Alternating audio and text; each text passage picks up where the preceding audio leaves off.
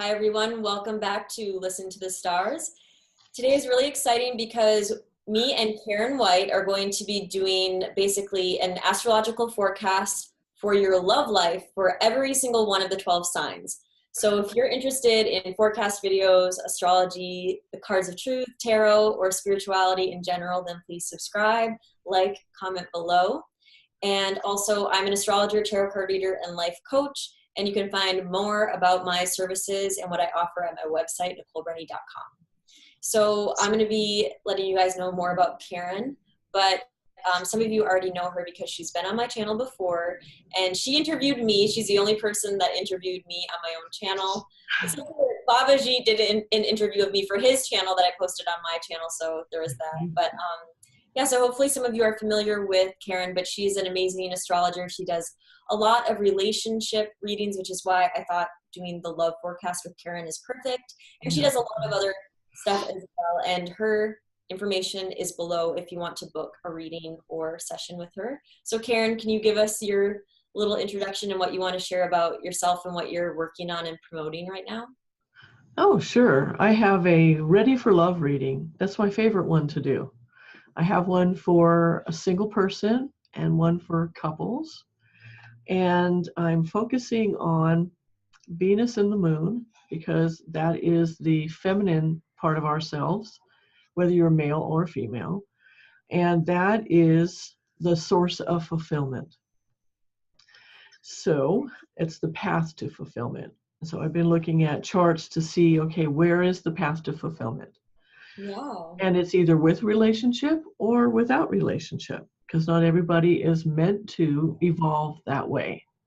Wow. Some people are meant to evolve just one on many or through themselves and the divine. But at any rate, the birth chart holds all of that information. So that's my favorite reading to do, though of course it's not my only one. I have other ones too. I have one for purpose and career. Use the Jaimini technique for that. It's awesome for that. And horary. Horary is something I use in every single reading that I do because it's so practical and useful. And oh yeah, Varsafala birthday chart readings once a year. Those are good too. And anyway, so today, like Nicole said, we're going to be focusing on relationship for the signs. And I don't know, do you think they'd be interested in what kind of technique I'm using? Yeah, and I want to mention to all my subscribers, some of you guys ask me for career readings, like to find out your specific career, and I actually don't do that. I haven't studied Jaimini yet, so Karen is a perfect person to book a reading with if that's what you're interested in. And I will be learning it at some point, so if you wanted to know my perspective, once I've finished studying that in depth, then of course you can book with me later on, but definitely, I haven't studied any Jaimini, and I don't do Varshafala, so I would definitely check out Karen's offerings because I don't even offer some of that stuff right now. Oh, okay. I thought you did that with the cards. Well, you can. I can do tarot card readings with that kind of stuff, but some people want astrology specifically, you know? Oh, okay.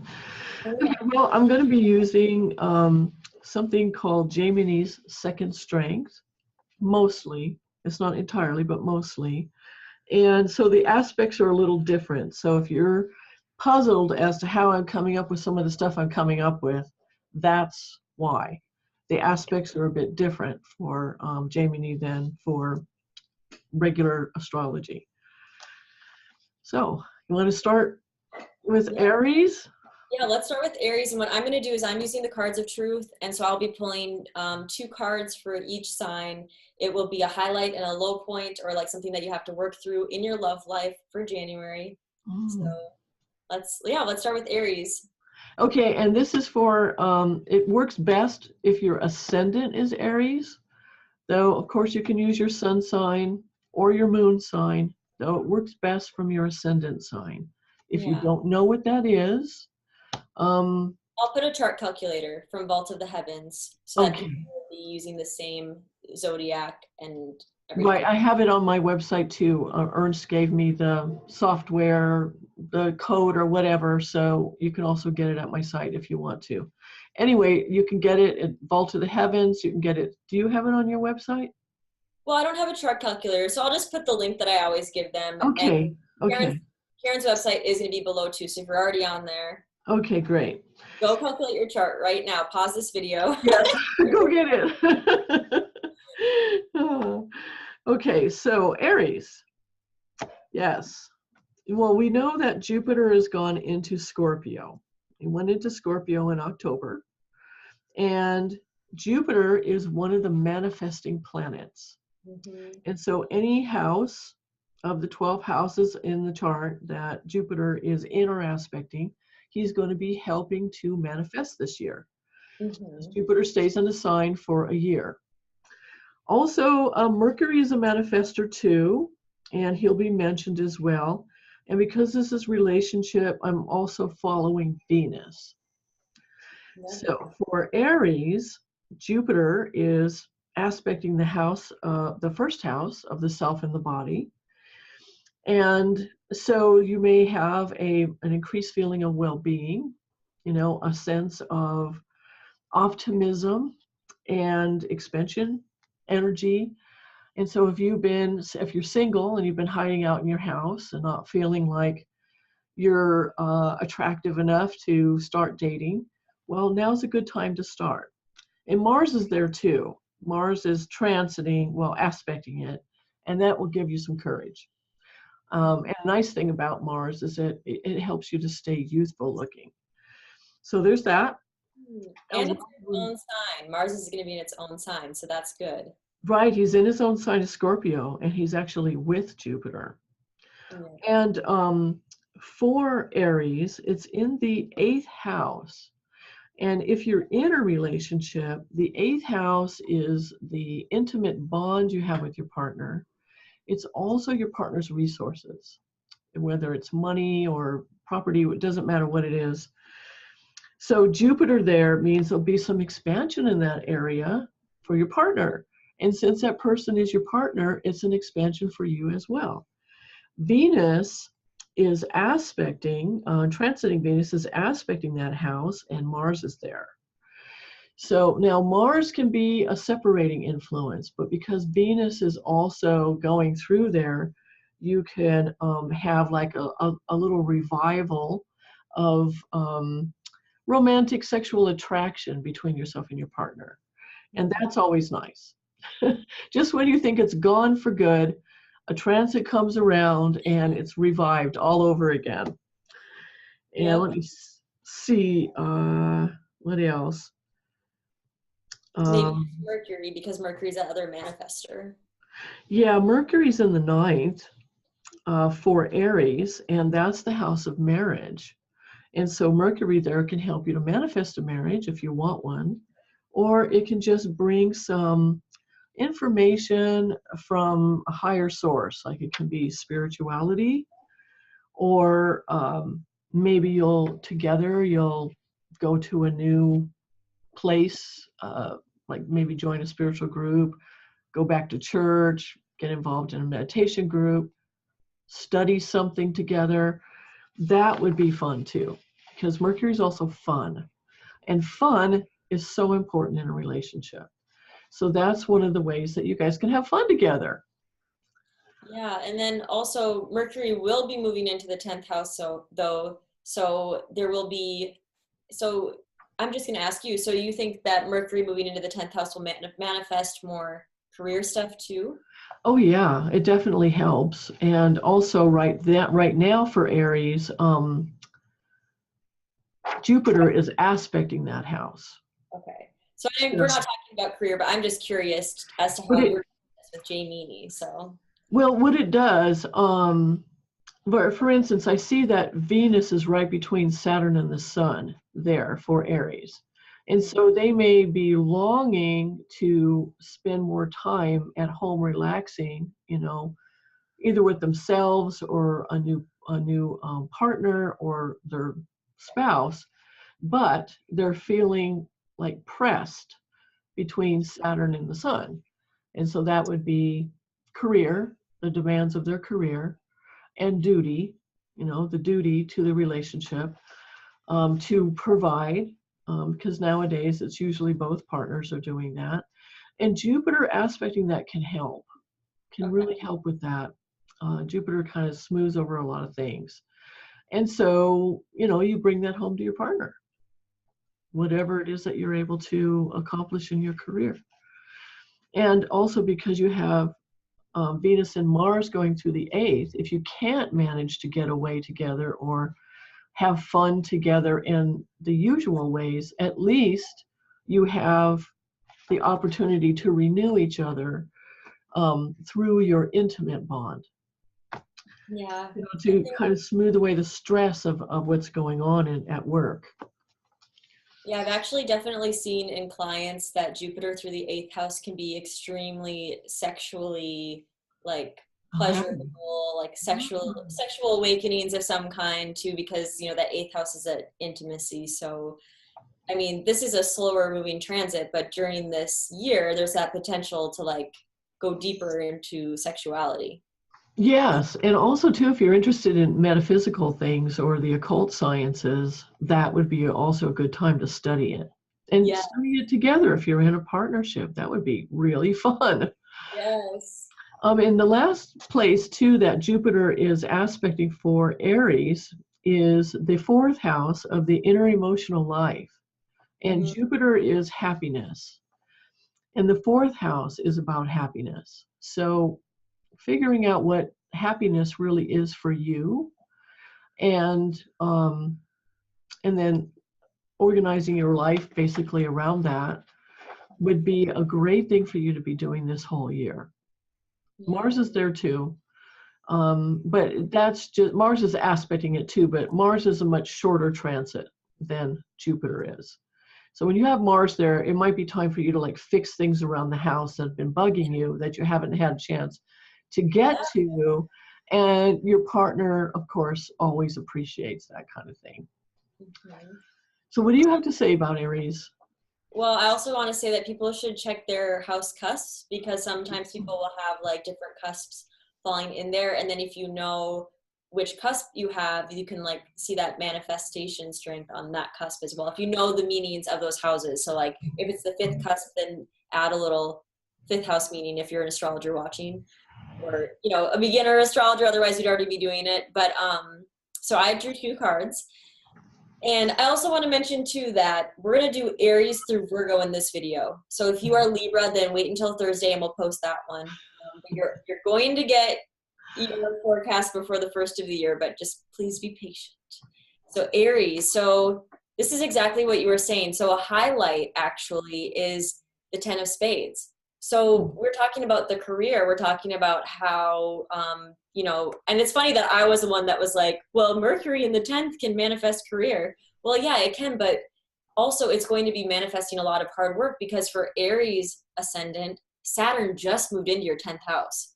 That's right. Literally, like a few days ago from when we're recording this. So, or 2 days ago, I think. And so when that happens, Saturn is, for some of you guys, is going to be like, okay, now you have to focus on your work. Now you have to focus on like putting yourself out there in the world, or whatever. You might take on more responsibilities, because the 10 of Spades is about feeling completely overwhelmed, completely burdened. But because it's a highlight, it's saying you're going to be able to handle it. You're going to be able to use all of your skills, all of your resources, all the different ways that you've like learned up until this point about your career to manage that and to make it go a little bit more smoothly. So I guess I'm glad I asked that question. And for the low point, or something that you'll struggle with, is the 3 of Spades. So another Spades. So one thing you're going to struggle with is you're going to be feeling vulnerable. So when it comes to your emotional life, I want to stick with the emotional side of everything. Is you're going to struggle with your vulnerability, but because it's a struggle, I think the most important thing for you to work on in your partnerships, or even if you are single, is on your own vulnerability. And maybe because you're not addressing that, or you're not allowing yourself to be vulnerable, you're not opening up yourself to the relationship that you want, or even to the relationship that you already have. So in what ways can you allow yourself to actually be open and not just pretend like you're being open? Or in what ways can you expose like this really deeper, scarier side, or not scarier side, but these feelings that feel scary to share? And because it's a low point, I think you'll struggle with it. But these, you know, low points are typically challenges that we decide not to overcome. So Mm. you can overcome, you can overcome this Yeah. through it by being vulnerable, by putting yourself in a situation where you're allowing yourself to just be. And I do think that these kind of counteract each other. I think that like the career is making it hard for you to be vulnerable because it's taking up so much of your time, you know? Hmm. That's really interesting that you put it that way. The low point is what you choose not to work on. That's really interesting. And one last thing I wanted to say about the Saturn and the Sun being together there in the 10th is to part of what can make life difficult for you at work, which then will affect your relationship, is ego. Because whenever you get Saturn and the Sun together, you get confronted by your ego. And Yes. you'll see it. If you watch it, you'll see it. And if you're stressed out and you think about it, oftentimes you can find in your stress that a lot of your stress is maybe being caused by how you're thinking about it. It could be an ego need that you're trying to get met, and it's not an appropriate place to get it met. So follow the inspiration and ignore the ego stuff as much as you can, because a person who really hates their job and they come home and then they rant and rave about their job, after a while that gets very boring for your partner. Yes, I know that. So that's all I wanted to say about that one. Okay. Oh And no, I didn't even mention Venus. So anyway, go ahead. What were you going to say? I also want to say that not everyone that's Aries rising is going to have a career. So I don't want to like make that assumption, because some people, they're ill or they're retired. So it just means that you're going to be more overwhelmed by the responsibilities of your life. Really, like I'm just saying in terms of career that for a lot of Aries, it will be career. But for some of you that are not working, it's just like life is a lot, but you'll be able to juggle it and do that. Yeah, I mean, because the Jupiter is helping out, and so is Venus. Venus is in the second house of family life, so that's a pleasurable thing. Not in it, but aspecting that house, aspecting the fifth house of fun Mm-hmm. and like creative pursuits. And Rahu is there too for Aries ascendant. So if you're feeling creatively inspired about anything, like say in your career, definitely go for that. And then Venus is transiting through the eighth. I mean, is it? No, it's aspecting the eighth. And we already talked about that, what that means. It's for your intimate bond. And then it's in the 10th. Yeah. So it's not all hard. You have some help. You have unseen hands helping you. And the hard stuff is actually the highlight. So that, What do you mean by that? I feel like you're going to get a lot out of it, you know? Oh, right. Because Jupiter in the aspecting the fourth will help you to go within, and find happiness there, regardless of what's going on around you. And that, of course, is always great for a relationship.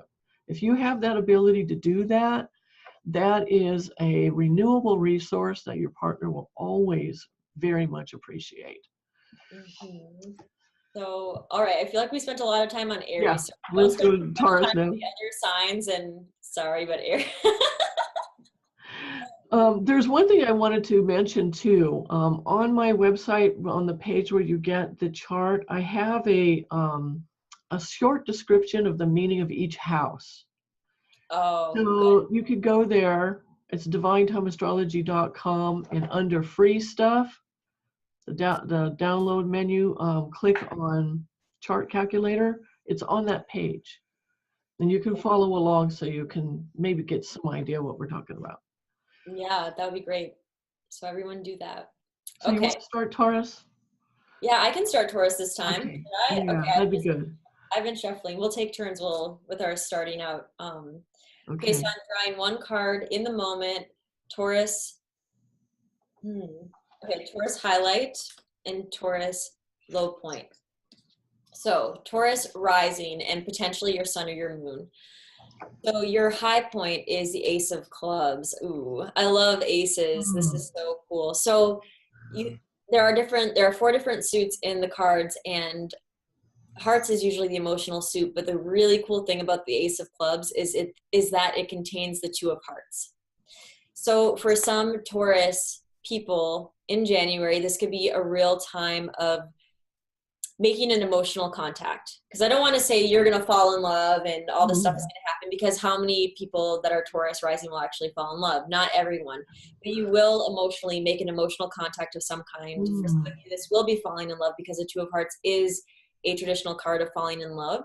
But with this card, it's more about feeling really inspired and fired up by an emotional connection. So I think love and the idea of love, maybe some of you it's watching romantic movies, maybe some of you it's like a new friendship that is really emotionally beautiful for you, or just getting to know someone is going to be really inspiring and a really good way to start out your new year. This is a great card. So as a highlight, I'm just seeing it as being like a really nice month, and like it will feel like a new phase because this is an ace. It's the beginning. So it's going to be something new. And if you're in a relationship, the Two of Hearts is about reconciliation. So if you've been going through some challenges with a partner, it's kind of like you'll be able to make up, you'll be able to come to a deeper understanding of what you need from each other. And again, like feel more fired up or inspired about what you guys have together. So it'll be cool to see what the astrology says. The low point is the Jack of Hearts reversed. Oh. So the low point is that, and this is like kind of confusing, but the Jack of Hearts is usually like a new romantic partner that's very, very long term. And the Jack of Hearts reversed is kind of saying that it's a relationship that doesn't work out. So I do think that for some Taurus ascendants, you're going to definitely reconcile with a relationship that didn't work out for whatever reason. And now you're going to have to at least come to a nice understanding about what happened. And then also with this card, it's kind of tricky because it seems like everyone's going to be different. I don't think everyone's going to meet someone and it doesn't work out. So with this card, I also think that it's just kind of showing that one of the ways in which you'll have a new emotional beginning is realizing what it is that doesn't work for you. So for those of you that are single, sometimes it's good to think about what it is that you want, but sometimes it's good to think about as well, what do you not want? What is it that you don't want, especially in a long-term partner? And I do know from the astrology that for Jupiter, where is Jupiter for Taurus? Is that going to be happening It's in the opposite sign. So it's in Scorpio.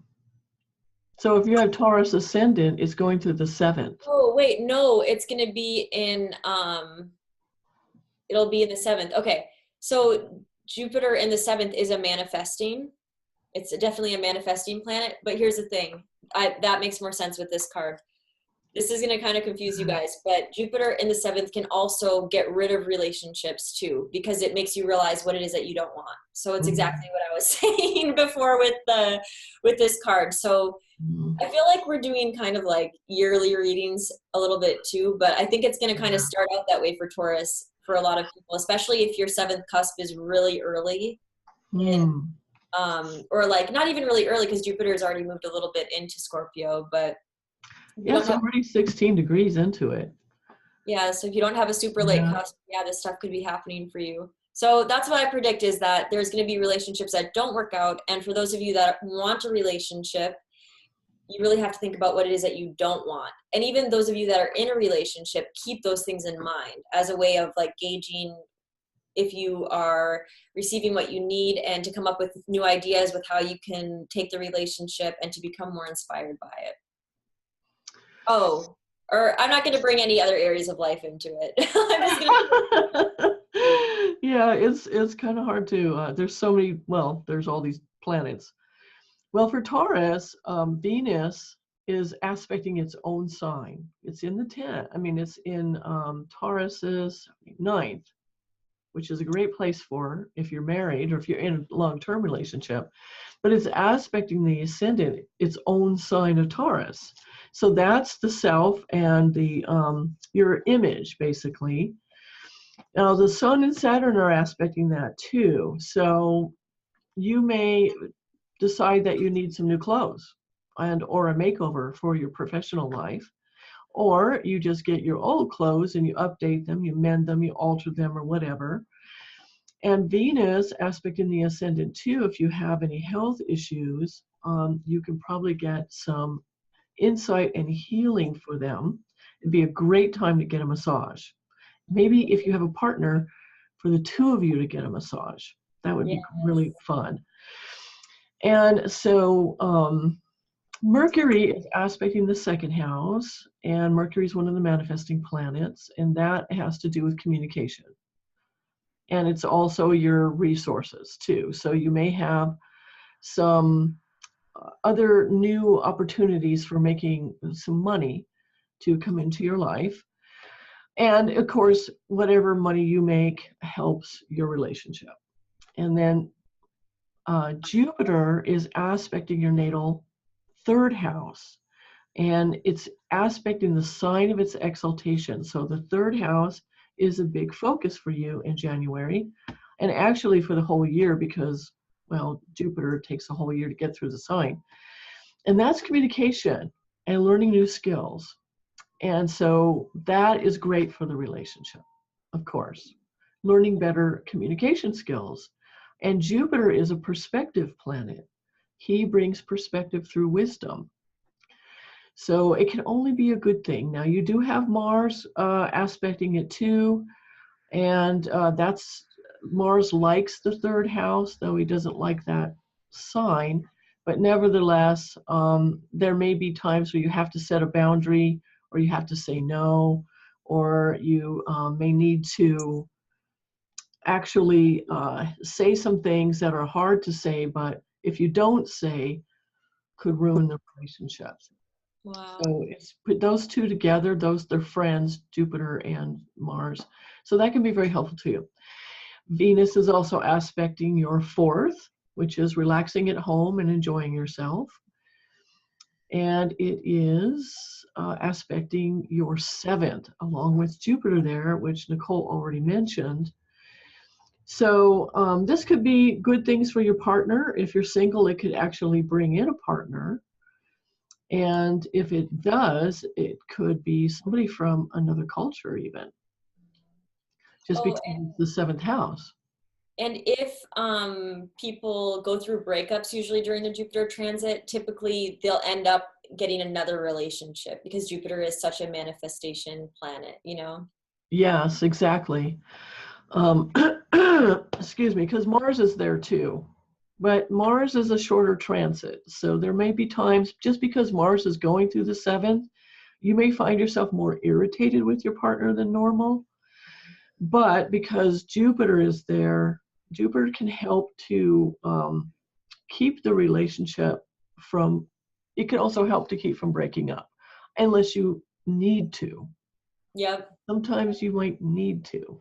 And Venus is aspecting that too, and Venus and Mars together in the house. I mean, the seventh house is the house of sexuality. So I want to say funny things like, you know, if you break up, then you can have some great sex. Yeah. I probably shouldn't be saying that.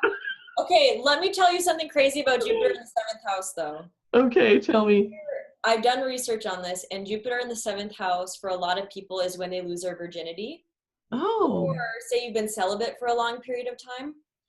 It can like give you like that, like Jupiter exactly conjunct your seventh cusp could be a time where you start up your sexual activity again, like your secondary virginity. So I've seen that, or when it's very close to the seventh cusp, people lose their virginity because it's manifesting the sexual. And I wonder if it's because Jupiter matures at 16.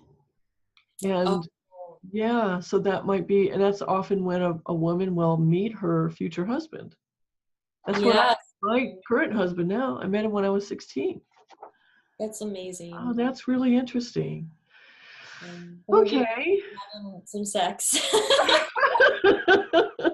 Yes. But makeup sex, because remember I was saying like with the cards, it makes sense. There could be some. Yeah. And because we could probably talk about that one for a while. Okay. Anyway, Jupiter is also helping to manifest the ninth, and the ninth is the house of marriage. And it's also spirituality. And you have a few things going on in that house. I mean, Venus is there right now, and Jupiter's aspecting it, and so is Saturn and the Sun. Now, the Sun and Saturn, they can be separating influences, but there may be some parts of your relationship, like I know of a Taurus ascendant person who works with her partner, and that can bring stress into the relationship. So there might be some separation there. Either you start working together, and that's a good thing, or you stop working together, and that can help to maybe take out one source of conflict in the relationship out. That would be nice. Yeah. Also, though, maybe you're going to say this, but Saturn in that ninth house, that's the ruler of the ninth in the ninth. Yes. Plus that Jupiter manifestation strength. So this could be a time for marriage for some people, right? Yeah, it could. Yeah, because definitely the Lord of the house in the house is one of the Jaimini second strength things, and it can definitely help. Saturn, well, it's confusing because Saturn is separative, and then in this case it's manifesting. So I did that Saturn transit video, and it was so confusing to explain that to people because it's like it can manifest, but it could also take away. But it's like depending on your dasha and everything. So yeah, so it's a complicated thing, and these are general. These are just general predictions, as of course they have to be. So, but if you want to know in detail, you can get a reading with one of us. Yeah, but when Saturn and Jupiter, the double transit, we're only talking about January, but yeah, just January. Let's keep it simple. January. And sometimes Saturn too, especially when he's in his own sign in a house, he can really, well, he can bring good things. It depends on whether or not Saturn is a good planet for you. I mean, Saturn, all the planets are good. I want to say that. But for Taurus ascendant, Saturn is an especially good planet because it's the ninth house lord. Yeah. So it can really bring some good stuff for you. It can bring marriage. It can bring spiritual development. It can bring exposure to culture, other cultures that, and broaden your mind. I mean, there's a lot of things it can do that are good. Okay, and then the last thing Saturn is doing Jupiter is doing for Taurus is it's aspecting the 12th. And the 12th is the house of bed pleasures. I know, it's like the 7th house and the 12th house. That's interesting, huh? More than one house for that. And it could just mean too that you just buy a bigger bed. I'm not kidding you. It's the house of beds. And when I had Jupiter going through my 12th house, during my Venus time period, because Venus rules beds in particular, I bought a nice bed for the first time. It was great. I had this awful bed. It was driving me crazy. So I just bought a nice bed. And so it could be something like that, something as simple as that. Okay. All right. Should we go on to Gemini? Yeah. Oh my gosh, I feel like Gemini. we're spending a lot of I know. It's kind of hard to keep track of the time when we're doing this sort of thing. Okay, so for Gemini, right now, Mercury is aspecting Gemini. And so that means it's aspecting its own house. And it's the first house, if it's Gemini rising for you. The moon is there right now, too. And so this could be, well, I guess you could have some fun because Mercury, is fun, but it's also a manifesting planet.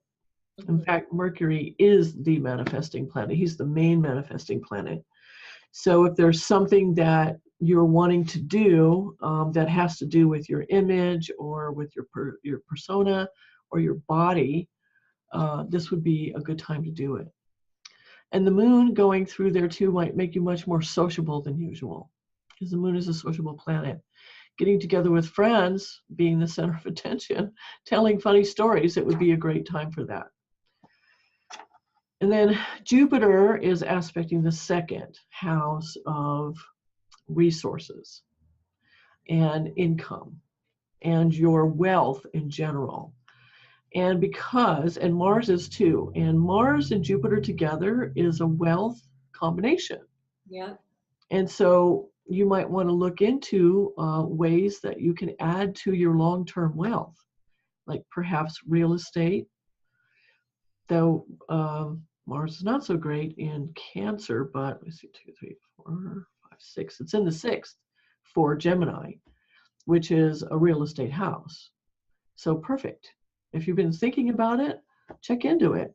And Venus is aspecting that area too, so you maybe could get some kind of luxury real estate even. Something that you buy to be a long-term investment. Now, this is a general reading, remember that, so it may not actually be good for you individually, but this is just a general indication. And let me see. So Jupiter's in the 6th. It's with Mars. Again, real estate. That's what comes to my mind. Does anything come to your mind for that? Because Mars is real estate. I always feel like Mars in the 6th can kind of help to overcome enemies and obstacles, or like, so in a relationship kind of circumstance, if there's like fighting that's happening and things like that, then Mars can help you to deal with it, because it's good to have malefics in the 6th. And then Jupiter in the 6th is going to be more so about you having opportunities to like take care of the day-to-day sort of stuff, like like all the errands you have to run and your health and stuff like that, which to me seems to be like the bane of, or like a lot, it can contribute a lot to relationship problems when you have someone that is like not taking care of their life, not taking care of their health, things like that, like it can really just break things down. So if one of your partners has a Gemini ascendant, then they can get their shit together and you can have a better I was gonna say, men, we're talking to you. really like, you're the ones who have to be half dead before they'll go to the doctor.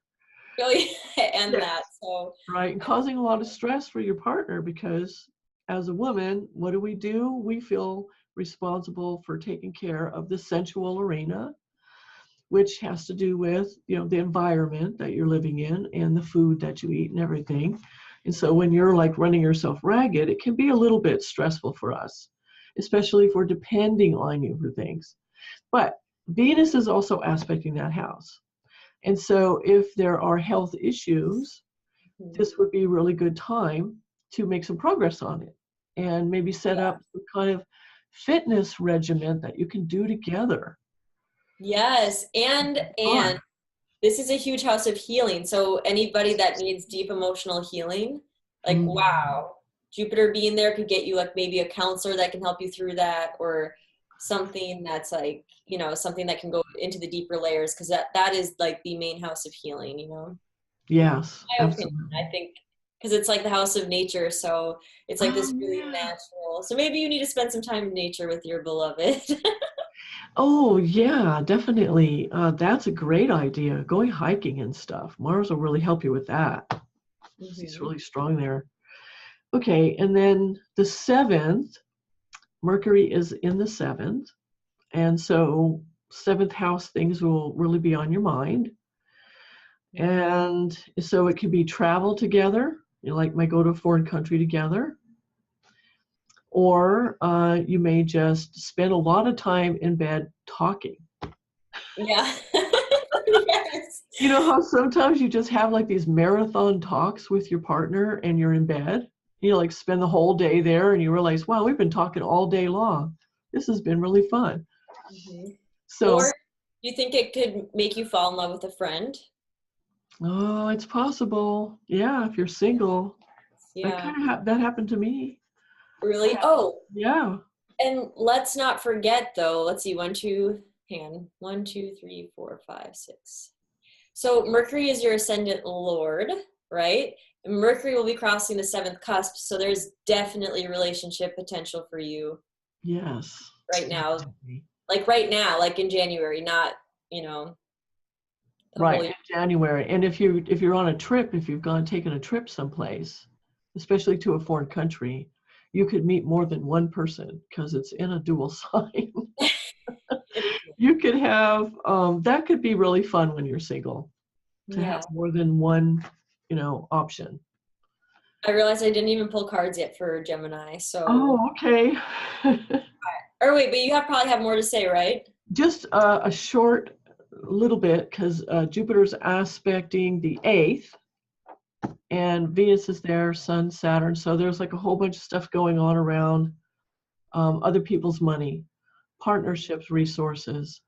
And if you're single, you could actually bring you some inheritance so that you could maybe do some of the things that you wanted to do that would put you in a better place to attract somebody to you. And then it's in the Jupiter's aspect in the 11th too. So that's income from your job, income from your career, and associations with your peers. That could be a very profitable thing for you to do. And you could meet somebody there, right? So you do some kind of peer related thing.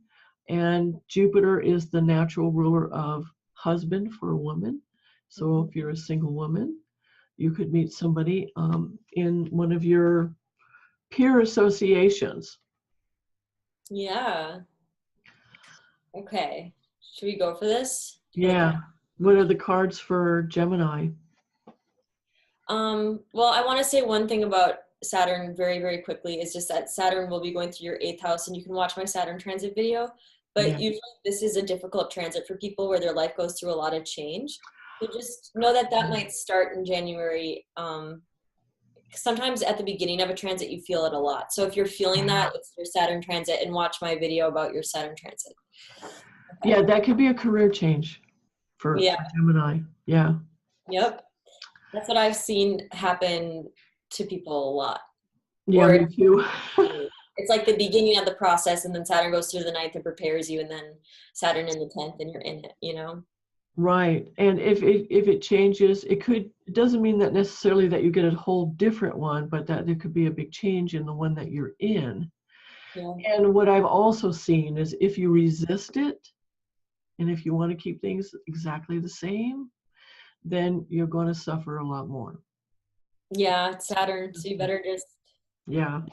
And Jupiter's helping. Jupiter will help you with that. So that's a nice thing. It's not just Saturn all by himself. You have the help of Jupiter for a whole year. It's so nice. And then Jupiter will be joining, so. Okay. Or no, Jupiter won't be joining for a while. Yeah, not for a couple of years. Okay, so now we're doing Gemini High Point. This is so great. This is a great, great card. So the 9 of Hearts. So just in general, your whole emotional like outlook and what you're going to be experiencing is really coming to a place of having a deeper sense of unconditional love. Like not judging people based off of what you want from them or what you think that they want from you, but really just understanding that every single living being on the planet Earth deserves unconditional love, and you're going to be willing to come to that place within yourself. So in relationships, this is amazing. And so we were talking about healing too, right? With Jupiter in the 6th. And so a lot of times when it comes to emotional healing, one of the best lessons to learn is unconditional love, because if you can like accept any situation, whether someone like really, really hurt you or you went through a crazy breakup or whatever, like the best way to forgive is to feel like I can love that person regardless of what they've done to me or what I've done to them or whatever, and let it go. So unconditional love is like the name of the game. This is honestly out of all the 9 cards in the heart suit, I think this is the most powerful one. Even though it's not the 10, it's just like this is spiritual love. This is like being able to access divine love. So for people that are Gemini ascendant that are single, I was going to say signal, that are single, like you won't even be mad that you're single. You're going to be like, I have this relationship with animals, with God or the divine or my spiritual work that just makes me feel fulfilled regardless of what's going on, you know? So I think it's a really, really nice card. And then you do have a low point, of course, to look at, which is a 2 of Spades, which is so funny because I'm the one that brought up the healing thing, because you asked me, you're like, to talk about the 6th house. Well, this is the card of healing. This is Oh, the card in the entire deck that represents healing. that's great. So your low point will be healing, because it's going to be, healing can be painful because layers come up that it's like, oh, I don't want to deal with that. I don't want to think about this. I don't want to process something. And that's why you need to get healed, because you didn't want to process it in the first place, right? So your low point will be healing. It could also just say that it could take more time for healing and things like that. But this is just this month. So I think that this month, a lot of big shifts can happen, and could even be a part of this Saturn transit through your 8th starting up, where like there's upheaval and things come up from the surface, because the 8th house is the part of the chart that's like the first area of the chart that's above ground. So it's like Saturn is like coming from underground, like bringing stuff up.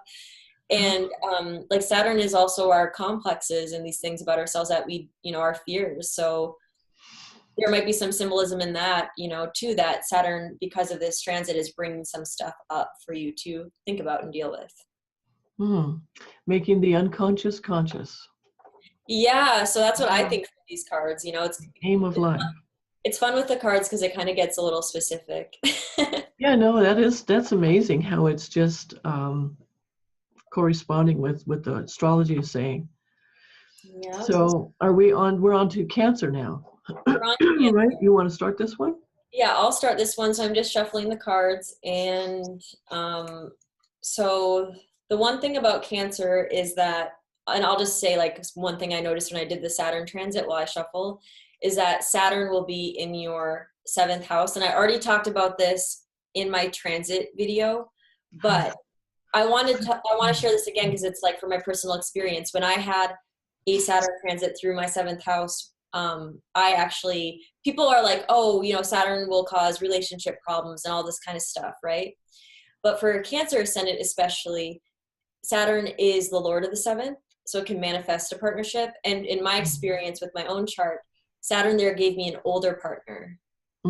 So just to let you know, that just started. So I don't know if you're interested in older men or older women, but Saturn can bring an older partner, a wiser partner, a more Saturnian, like strict kind of disciplinarian partner, a partner that has like a sickness or an illness, or like, like weaker kind of partner, things like this. But I've seen it happen for people, and I've seen it in my own life where it was a committed relationship too, because Saturn is like committed long-term.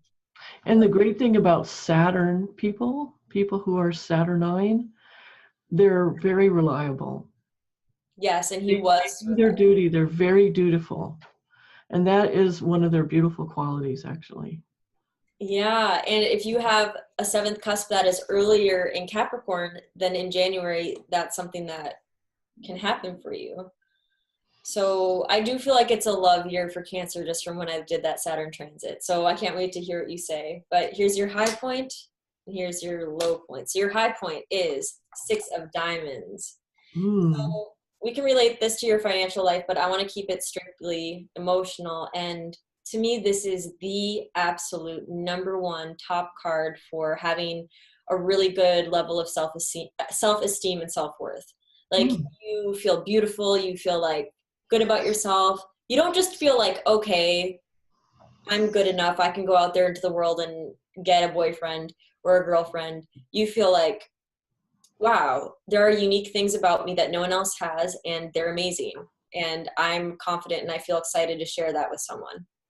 So this is really, really nice to have in context of like wanting to find a partner, right? But then also if you're already in a partnership, to feel like you have self-worth, you have self-value, so you're not going to make the other person validate you all the time, which when I was younger, I was that person that needed validation in my relationships, and it's draining on the other person when you don't feel good about yourself.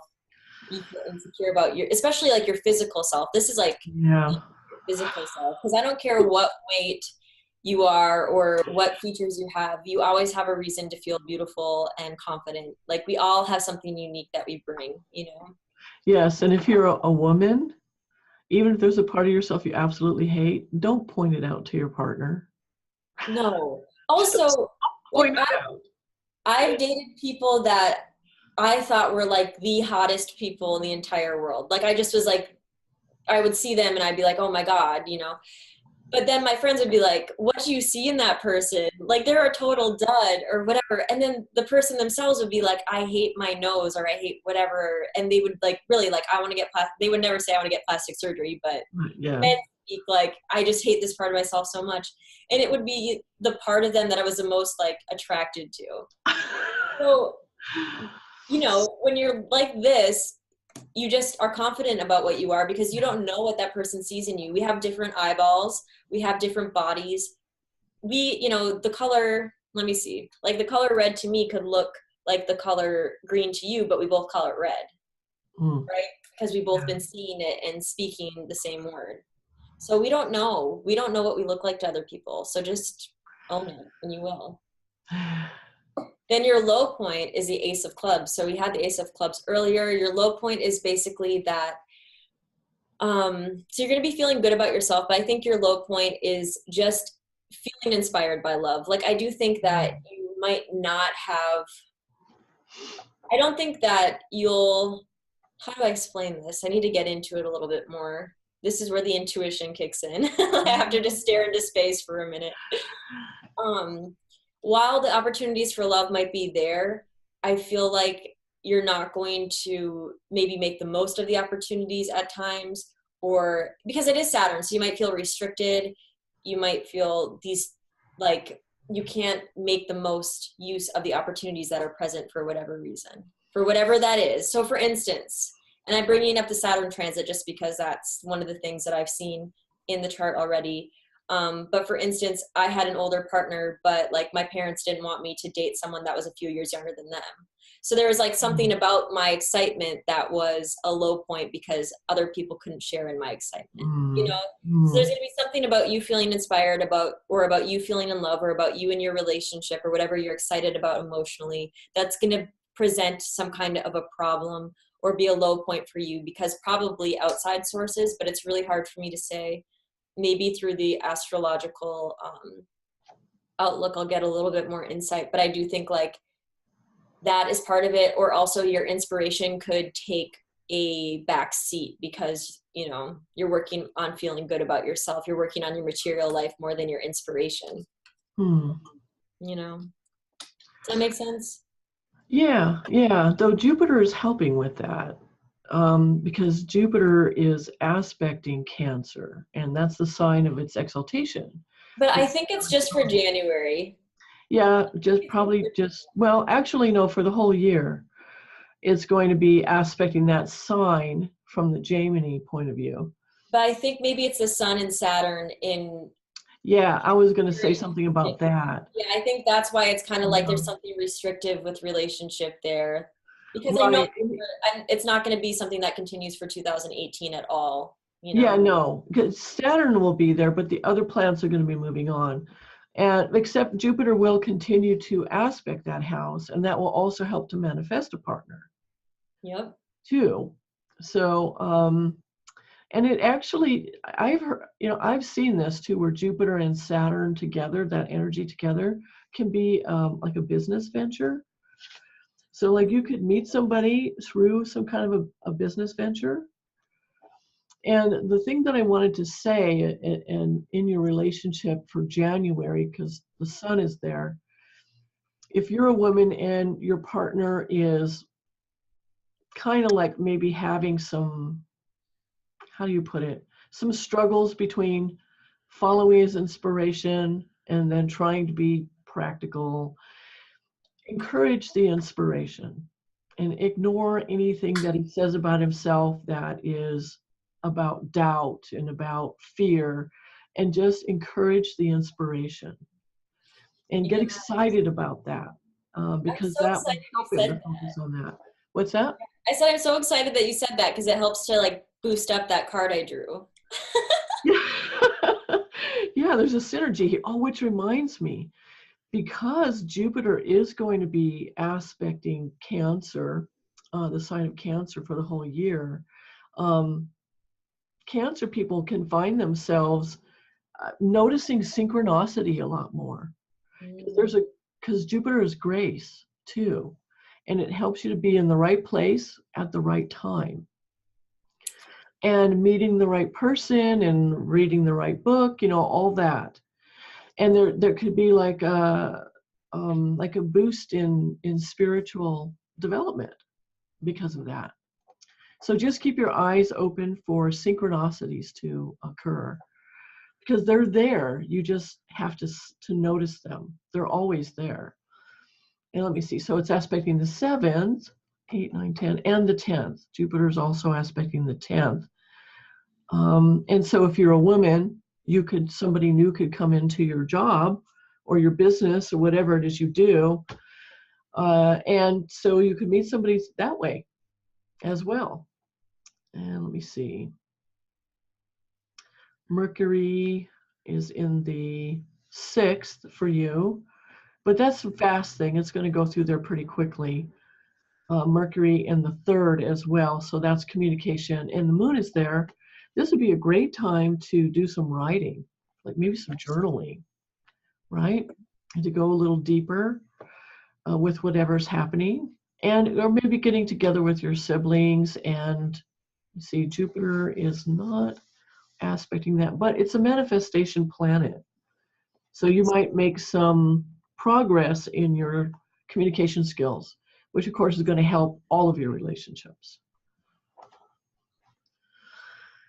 Yeah, and so Venus is aspecting the 2nd house, and we were talking about what we value and self-esteem. So that definitely plays into that. And it's also the house of the voice, so you could be like more diplomatic. And Venus is aspecting the 5th house, which is fun. Oh, Jupiter too in the 5th. I know, I was waiting for you to say that. I was like, don't you think Jupiter in the 5th and Saturn, the Lord of the 7th and the 7th, like I feel like Cancers are going to have a very relationship oriented. Yeah, could even be pregnant. Yeah, except for the Saturn transit Cancer ascendants, I feel like, or the Saturn return Cancer ascendants, I feel like that could be challenging. But, besides that, I was just thinking like, wow. Maybe grandchildren. Yeah. Grandchildren, children. Creative projects. More than one way to have children. Yep. Because I'm noticing that the Mercury moon in the 3rd and then Jupiter in the 5th, a creative project that you've been wanting to get to maybe for a long time.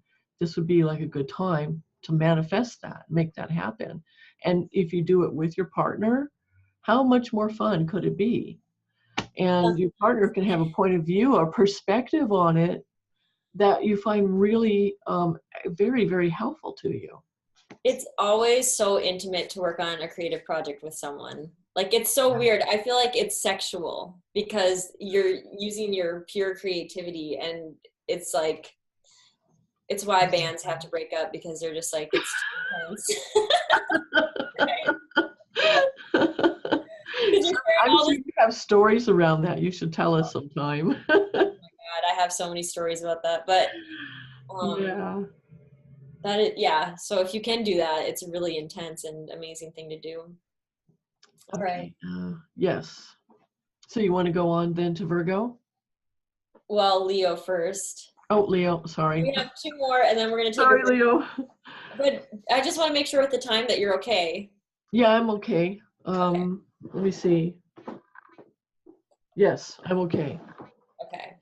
So you start this time with Leo, actually. But first, can I say something about Leo that I don't know? Absolutely.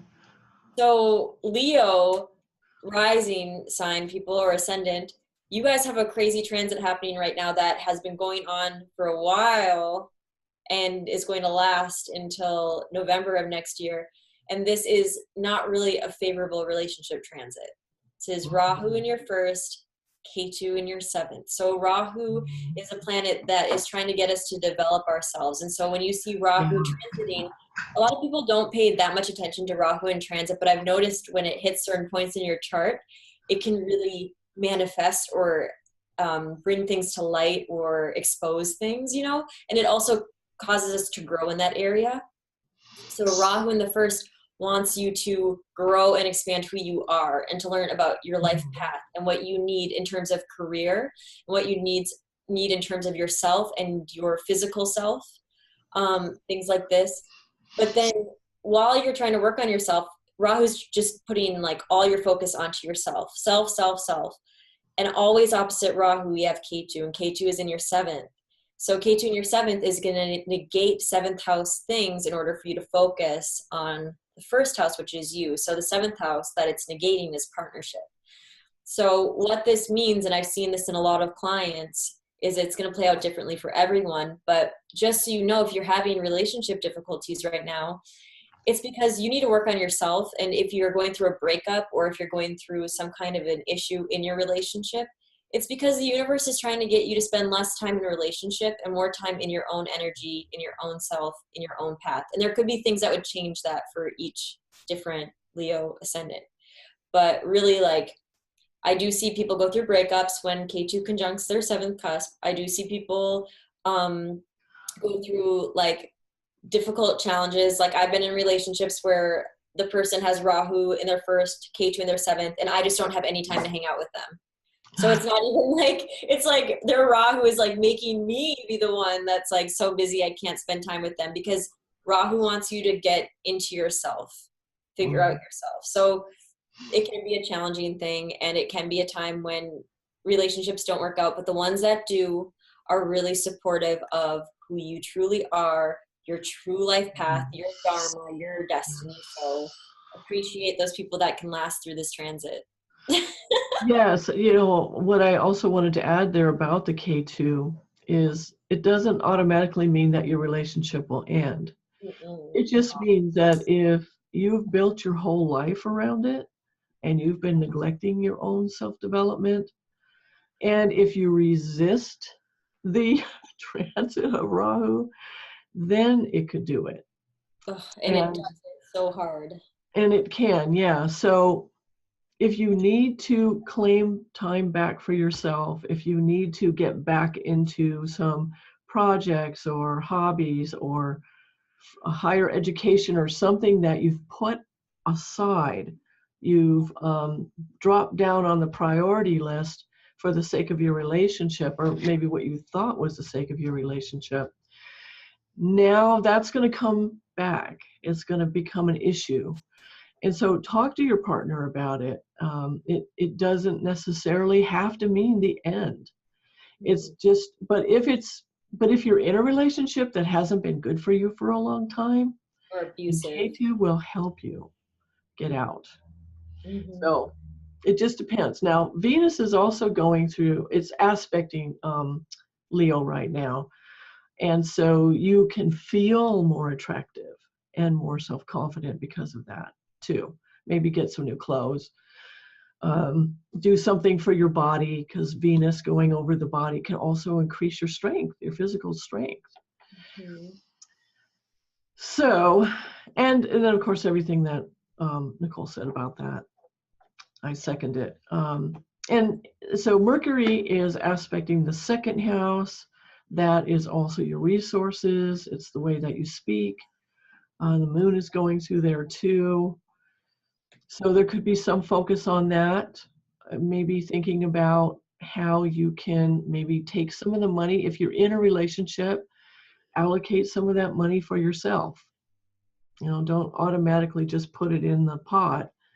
You might want to have that conversation with your partner about, what's your money, what's my money, what's our money. You might need to have that conversation. So that's a good conversation to have with your partner. Now for you, Jupiter's in the fourth. So this has to do with inner happiness. Yeah. And Mars is there too. But Mars won't be there for as long. So you might find yourself busy a lot, wanting to get things done around the house, fixing things, improving things, getting rid of things. It's a good time for that. Venus is also aspecting it. So after you've maybe cleared out a bunch of stuff and fixed up some things, you can relax and enjoy it.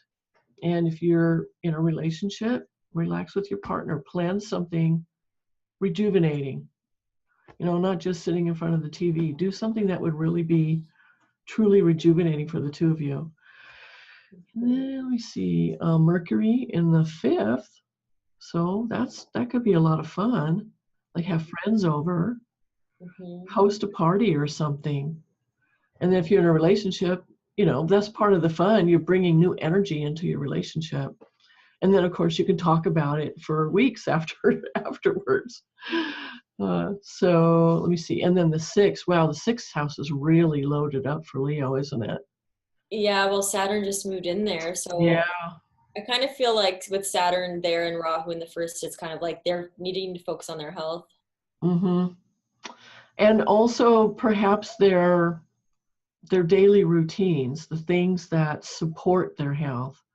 And when Saturn goes through here, I've noticed that whenever I have like Mars going through the 6th, or it's aspecting the 6th, or Saturn, I just get really serious about taking care of myself. Good. You set up your environment to support that. And you'll have the energy to do it. You'll actually feel like doing it. Because wow. 6th house is not that easy. Those things aren't easy to do. It's overcoming obstacles and being consistent. And the sun is there too. And the sun is by nature consistent and steadfast. So now's a good time to set that stuff up. Though I wouldn't get wrapped up in the language of New Year's resolutions. No, I've completely thrown that stuff out of my life. I just don't even pay any attention to it anymore because it's just another way to make yourself feel bad. I always just have like an intention, like, try to celebrate every holiday. That was one of mine. It's going to be there for a while for Leo. So this means you're going to be able to do hard things, really hard things. And the hard things that maybe haven't been wanting to do, you've been putting off, you'll be able to do them. You'll actually want to do them. And do you think I still need to pull cards, right, for Leo? Oh, yeah. Go ahead. So Leo, this is so funny. Leo, this is your high point, which is really funny because the King of Spades is someone that wants to be alone. They're a hermit. And so the high point is not being able to be alone. So honestly, I think that for whatever reason for January, there's going to be, while you've been spending so much of this Rahu transit, like feeling like you've had to spend so much time alone and, not focus on relationships, this might actually be like a little bit of a break for whatever reason where you actually get a chance to be in partnership or spend time with people that you love and not feel so alone. Because this is a high point, so we can't read this as a negative thing. I think that you might even be kind of going internal and thinking about like what it means to be alone and how you've been experiencing those feelings while you've been working on yourself, if you have had to go through some relationship difficulty. But yeah, I think that January just might be a time where you get to spend more time with people because maybe you get a holiday break or there's just less work because it's the beginning of the year, and a lot of work is project based and a lot of projects end at the end of the year. So that could be really good for you. And then your low point is the 6 of clubs. So in terms of your relationship life, this, the number 6 is a Venus number, and clubs are intellectual, their ideas, their like beliefs and things like that. So I think a low point for you is just like trying to, like, you might not feel like you're on the same page as your partner when it comes to like the way you guys are interacting and what you're wanting to do and what you're wanting to discuss. Or you might feel like, because it's really hard because it's like they're switched, but you might also feel kind of like if you're trying to meet people that you're not finding that intellectual connection that you need, that you're not finding that extra something that you need, like as far as your beliefs aren't in alignment or the things that you want to talk about or your interests aren't in alignment. So another thing that I'm kind of feeling with this that might even be more so the low point is I feel like you want to be successful in your career. And I noticed that with Rahu in the first, it's like wanting to kind of forge your way with your career because the first house is a career house. And sometimes when I see a non-emotional card in an emotional reading, it's a block. And I feel like your own want for your career success is kind of blocking you from either starting a relationship or really putting appropriate energy into the one that you have. Because you're like, I need to be successful in order for me to have a good relationship.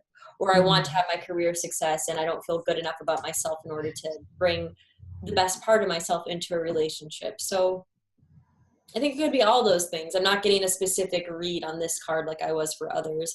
So I think it's going to be a few different things for different Leo ascendants. Well, isn't that also a path finding card? Isn't it about finding a path? With the 6, because I think we were talking about that once before, and I think that you found that meaning. So yeah, it could be about finding the path, because it's the card. It's actually a card of success. So seeing it in a difficult position, it's like you're not I think it's a positive thing still, because it's a positive card, but you're just not allowing your relationship to flow because of that. You know?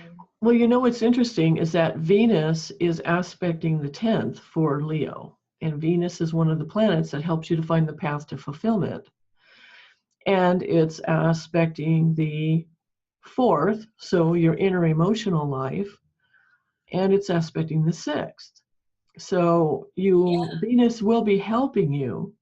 So when it's aspecting the 10th, which is it's aspecting its own sign. So I think that Leo they're going to figure it out. Well, I feel like they will have career success, some of them, but it also might not help them in their relationship because, right? Well, they have to do some stuff on their own. And so if the partner is able to amuse themselves and take care of themselves, while they're doing this stuff, then that would be great. If they can't, then that's something you need to know. Yeah. Yeah. Okay, so for the rest of this video, we only have one left, which is Virgo. Virgo. I wonder how long we've been recording for. I don't even know. We were like, oh, we're going to record at 2 o'clock my time. And we started talking. I think we talked for an hour and a half or 2 hours. And then every time with Karen, we talk for hours. So no wonder. Okay. So, who's starting Virgo? I'll start because I was supposed to start Leo, and then I just started talking about Rahu instead. Okay. So I'll start Virgo. So a highlight and a low point. So the highlight is the 5 of Hearts. So most of you that know cards or the tarot cards are going to be like, oh, this is a terrible card. So your highlight's going to be a disappointment. But there's a really beautiful, beautiful side to this card. And it's all about being able to accept the good about a person and not focus on the bad. So I'm sure, Karen, in your career readings, you know a lot about that. So it's kind of like, yes, this person has faults, but I'm going to focus on their good qualities and why I'm married to them or why I'm with them or whatever. And for people that are single, this is a very powerful card because it can help you to have, really good judgment to make the right decisions when it comes to a partner. But also it can help you to, when you're meeting people or trying to meet people, kind of see like, you know what, I should give this person a better chance because I can kind of see these good qualities about them. Even though maybe at first there's something that's kind of turning me off about them, it can give you that ability to see the bigger picture and to want to know more about that person, and it could be a really good thing. And for those of you that aren't even interested in a relationship at all, then it's kind of weird that you're watching a relationship horoscope video. But it could kind of just be this lesson that in your life to kind of, focus on the good and not ignore the bad, but don't focus on it. Because when you there's a study that they do with children or they did this study over like a period of 30 years or something. And if someone knows a study, tell me how I'm saying this wrong and put the link to it below. But basically they looked at these kids, and in one classroom, they told these kids, like, how do I say this? Okay. They studied a group of kids, and in the beginning, some kids, they said, you're so good at math. You're so good at math. You're so good at math, even though they might not have been good at math. And then another group, they said, you're terrible at math. Maybe you should try this. All of the kids that they said they were going to be good at math, they ended up becoming really good at math, mathematicians, all this. And the ones that were good at math and they said that they sucked at math ended up doing something totally different. Yeah. And there have been studies done where people typically will choose a route in college that their mentors or their professors really push them towards because they say you're really good at this. So when you focus on the good, you highlight, you elevate, you accentuate, you expand those qualities in your partner. I've actually noticed that if you just tell someone like, oh, you're so loving and you're so amazing to me, then they become they become more loving and more amazing, even if they weren't. This is true. This is So true. weird. You know, I'd like to recommend the work of Alison Armstrong, because you're making me think of that stuff. And her website is understandmen.com, and it's for men and women. Yeah, because she's very empowering for both sexes. But that's one of the things that she talks about a lot. And yeah, she talks about a woman who, if she has a pattern in her life where the beginning of the relationship, everything is great. And then as soon as they're in the relationship, things start falling apart. And there's a pattern. She said, you might be a frog farmer. Which is where you take a prince and you turn him into a frog instead of a frog into a prince. And if you have this pattern, I recommend her work, because I tell you, it's just really awesome. And for Virgo, Mercury. Should I read their negative card first? Oh yeah, so go ahead. Sorry, I didn't realize you didn't do that. The negative card. The negative card is that you might be going through some emotional difficulties, because the 8 of Hearts is really about just like, it's a card about needing to keep your emotional stability regardless of what's going on the outside. Mm-hmm. And unfortunately, usually this card only comes up when there are things on the outside that are trying to spin your emotional waters and make them go all over the place. So your low point is really going to be about trying to maintain that stability, trying to have some inner peace regardless of things on the outside. And this is for anyone. Like, I'm not seeing like relationship, single. This is for everyone that is a Virgo rising. And it's really about like, and it might not be relationship issues that are getting you down. It could just be anything in your life that's affecting your emotional center and your emotional peace. So definitely something that we don't want to have to deal with, right? Yeah, that's interesting, because Mercury is really prominent for Virgo, and is for Gemini too, just because Mercury is in one of the dual signs and is aspecting all the other dual signs. So for Virgo and for Gemini, Mercury is aspecting its own house. And for Virgo in particular, it's aspecting the sign of its exaltation. So it is a focus on the self. And, you know, I was watching a video earlier that Ernst Wilhelm did on the relationship between Angelina Jolie and Brad Pitt. And what kept coming up was that the relationship itself had really good stuff, but the problems were caused by the need to do individual work. And so if you are having problems in your relationships because of where Mercury is starting off in January, it's the mailman. It's an omen. Mercury, the mail. She's a nut. Then it could just be saying that doing any inner work that you do will pay off for all of your relationships. The one that you're in now, if you're in one, the one that you're going to have when you're in one, you know, if you're not. So if you're single. So basically it's just showing, you know, do some work with your body, your sense of self. It's also aspecting the 10th for career. So what's going on there?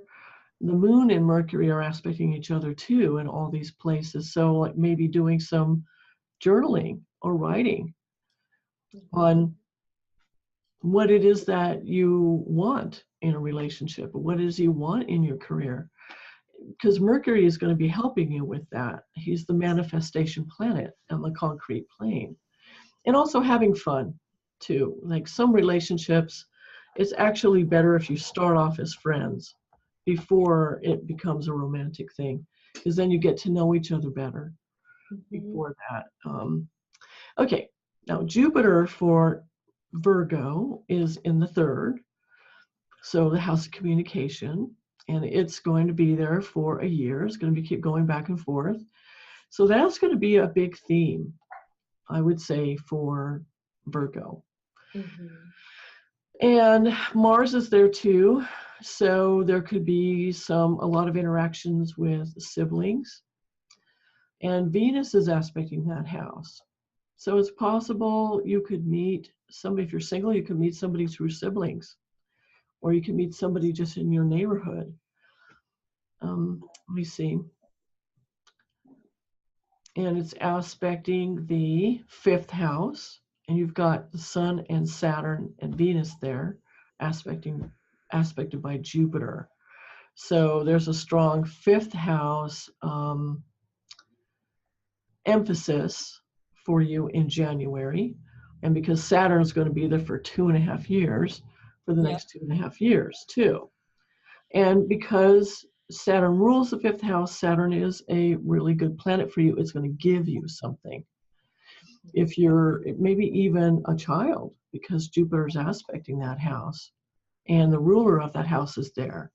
So if you're wanting a child, this could happen for you. Let me see. And it is also aspecting, okay, the 8th house. So your partner's resources. It's also the house of the occult sciences, the metaphysical sciences. That could be a source of spiritual growth for you for this year. And it's aspecting the 11th house of income from your job or your career. And it could also mean too that if you're single, Jupiter is the one that produces the partner for a woman. So it could be through friends, through associations, peer associations, that you could meet somebody. Mm-hmm. So let me see if there's anything big I'm missing. Well,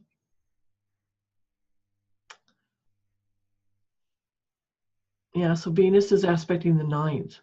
Oh, so that's good too. Yeah, that's the house of marriage and the house of spiritual things. So if you have some kind of a spiritual group that you attend, like church or temple or whatever, show up every single time, because that will be a benefit to you for sure.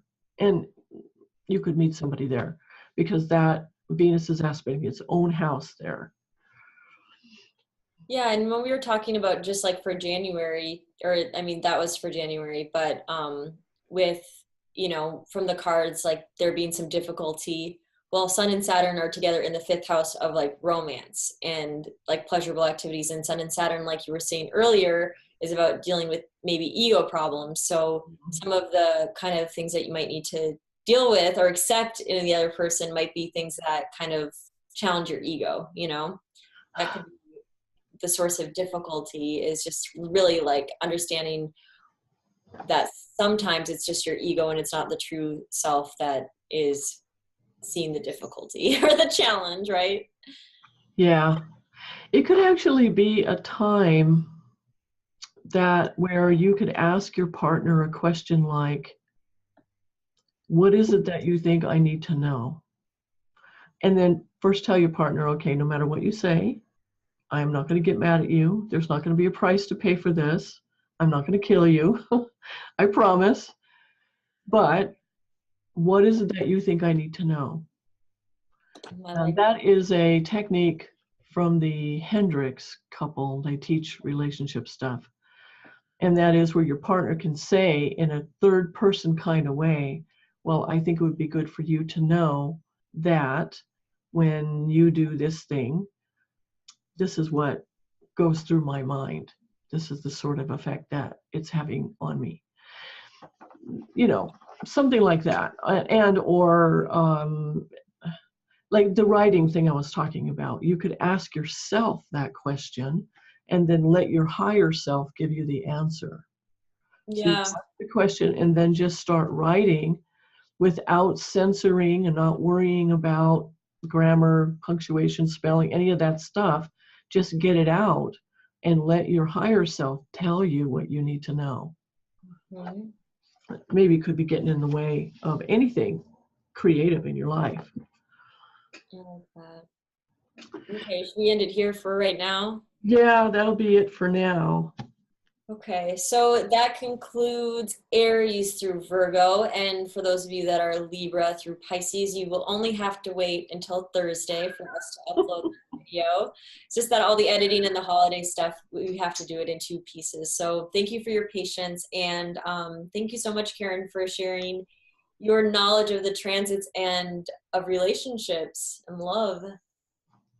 And you too. This is fun for me. I would never do this on my own. Oh. Never. And doing it with you is just so much more fun. It is fun, and I also feel like I'm learning a lot more about Jaimini, which is really cool. And I do know a lot about the cards. Huh? And me too about the cards. Yeah. Yeah, exactly.